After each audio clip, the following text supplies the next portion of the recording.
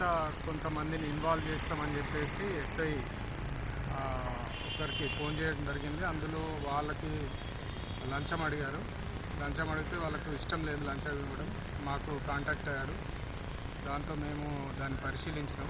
అందులో వాస్తవాలు గ్రహించిన తర్వాత ఇమీడియట్గా ట్రాప్ ప్లాన్ చేసి ఈరోజు అతను ఇస్తుండగా పోలీస్ స్టేషన్లోనే ఆ ట్రాప్ అమౌంట్ ఏదైతే 10,000 డిమాండ్ చేశారో తర్వాత 7,000 అతను రిసీవ్ చేసుకుండగా ట్రాప్ చేసి పట్టుకోవడం జరిగింది భాస్కరాచారి ఎస్ఐని. ఆ కేసు వివరాలంటే ఇప్పుడు అంటే కంప్లైంట్ మేము ఫిర్యాదుదారుని సీక్రెట్గా ఉంచాల్సింది కాబట్టి ఆ ఫిర్యాదుదారుని వివరాలు వెల్లడించలేము. కానీ ఎవరైనా అధికారి ప్రజలను ఏ చిన్న పనికి కానీ పెద్ద పనికి కానీ వేధించి డబ్బులు వసూలు చేయాలనుకుంటే లంచం డిమాండ్ చేస్తే తప్పనిసరిగా 1064కి ఏసీబీకి కాంటాక్ట్ చేసి అట్లాంటి అధికారులను పట్టివ్వాలని కోరుతున్నాం పబ్లిక్ని. కాబట్టి ఈ అవకాశాన్ని యూజ్ చేసుకోవాలి.